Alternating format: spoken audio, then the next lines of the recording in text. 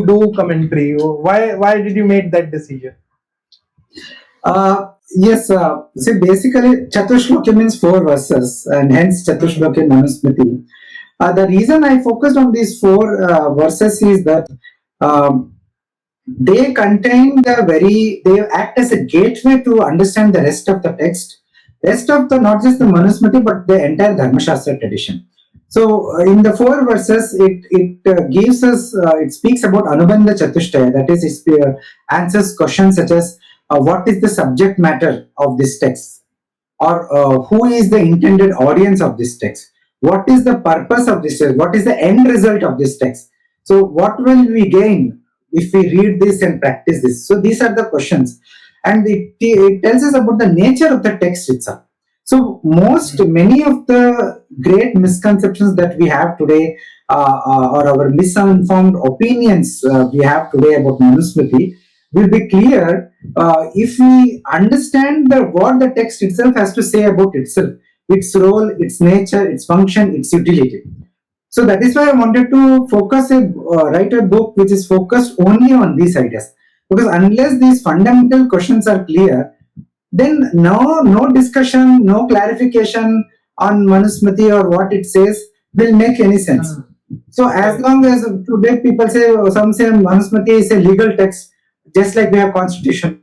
Some others say that the Manusmriti is a biblical like text, Bible like text. So see, all these ideas are problematic because they are not what Manusmriti itself conceives itself as, or what the tradition, how that the Dharmashastra tradition or the Hindu textual tradition perceives their nature and role as.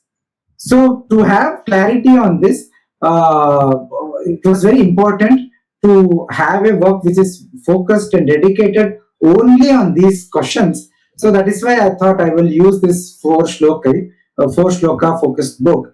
And there is also one precedence in our tradition. We have Chatuh Sutri Brahma Sutra, wherein only the first 4 sutras of Brahma Sutras are focused and studied as the gist of the entire Brahma Sutras. And similarly, we have Chatuh Shloki Bhagavatam, where a set of 4 shlokas, not the opening verses, but a set of 4 shlokas are considered as containing the very essence of the Bhagavatam. In the same way, I wanted to do something for the Dharmashastra tradition, and these 4 verses are, it might not be correct to call it as a summary of the entire Dharmashastra tradition, but rather as a gateway which provides the means to equips ones to understand the entirety of Dharmashastra tradition. Great. Okay. Got it. So one last question, Nitin, and then we'll end this conversation. So it's a rhetorical question in a sense, but I want you to answer it as elaborately as you can. So the question is, can Sanatan Dharma sustain without paying attention to Dharmashastra, which we have been led to believe in this so-called age of modernity that Dharmashastras are not important? So can it actually sustain? Okay, good question. Let me give a philosophical answer to this to begin with. There is, of course, a commonsensical answer, right? Dharma Shastra.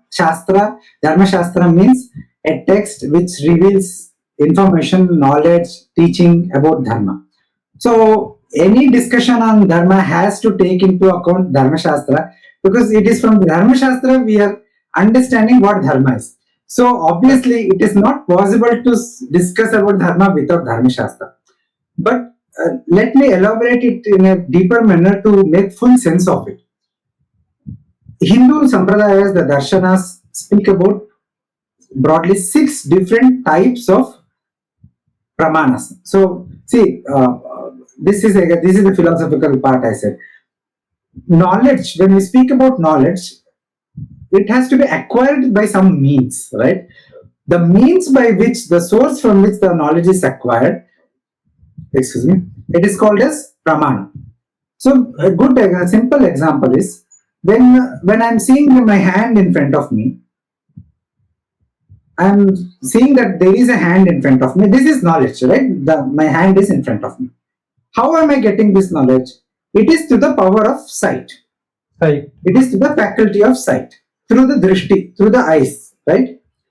So then this is called as pratyaksha jnanam. So that the knowledge, the empirical knowledge that we gain using our sense organs, through our eyes, through our ears, through our nose, through our touch, tongue, etc. Through our indriyas, the knowledge we gain about the external world, it is called as, that is what pratyaksha pramana. So these indriyas, manas, they all act as the pramana, the means, the method by which we gain pratyaksha jnana. So this is pratyaksha pramana. Similarly, we have anumana, which is also pramana. Anuma is inference, logical inference. So on a typical example is, on the top of a hill we see a smoke coming out, or in some factory we see smoke coming out, and we infer because see the smoke is coming out in the factory. And in our kitchens, in our houses, everywhere we have seen, wherever the fire is lit, there the smoke comes out. So therefore, I can conclude that fire is lit inside that factory. I am not seeing the fire directly in the factory, but I am logically inferring. Yeah, there is a deduction being made, inference being made, that the fire is there. This is called as anumana. Then there is comparison, upamana. That I don't know something, I ask somebody, how is it, tell me. Then they describe it by taking some other example. It is like this. So you don't know how a wild bison looks like, but somebody will tell you it looks like this bison or this buffalo, but it has these extra characters. So that is what upamana is, comparison, analogy. Then we have arthapatti and anupalabdhi. These are all also pramanas. Arthapatti is postulation. So we don't need to go into detail.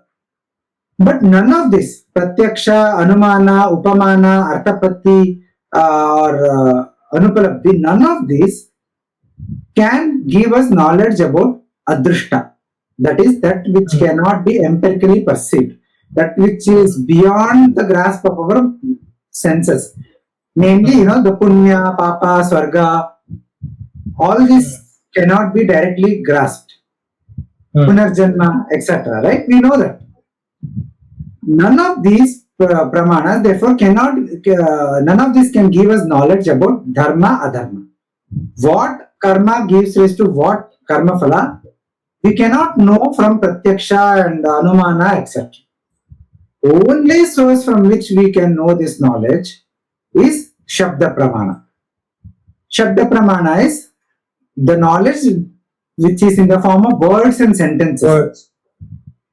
Right? Words and shabda pramana.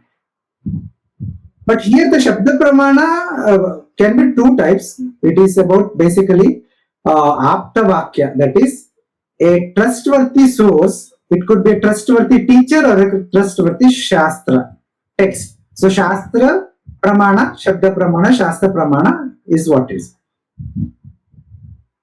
And what shastra pramana here? Then Vedas, Smritis, Itihasa Puranas. These are the core shastras that teach us about dharma. These are the core Dharmashastra texts. So then how can you discuss about dharma, debate about dharma, interpret dharma by either completely discarding entire Dharmashastras from Vedas to Smritis to Itihasa Puranas, or if you say no, I will only exclude Smritis but I will use Itihasa Puranas and all.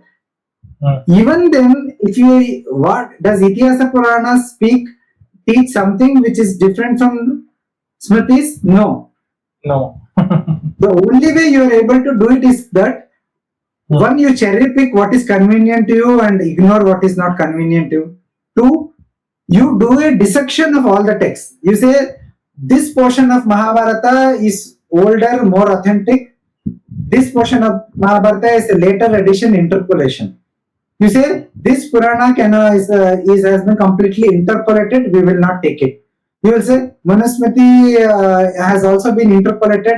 1,000 verses of Manusmriti are authentic. The rest have been later added. So we will only take 1,000 verses. You see how slippery slope it is. You want to discuss Dharma by dismantling, dissecting the Dharmashastras in such a way that whatever conclusions you already have in mind, you will use the text to justify that conclusions. Juxtapose कर रहे हैं in a way. हाँ, and जो हम पहले बात किया था वही कर रहे हैं कि they want to just affirm, justify their own conclusions and whims and fancies, but शास्त्र का एक थप्पा लगाना चाहिए. So you cannot have a discussion, authentic discussion on Dharma without Dharmashastra.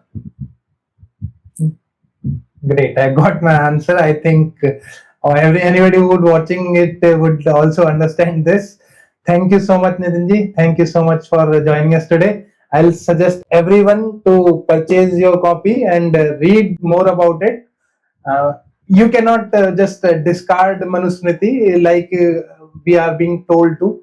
You have to read it, you have to understand it, you have to make sense of it. Only then you can make an argument for it or against it, not without doing that. So for that, Nitinji, thank you for this effort. First of all, thank you for writing the book. Thank you for joining the podcast today. It has been a pleasure. I've learned a lot. Thank you so much.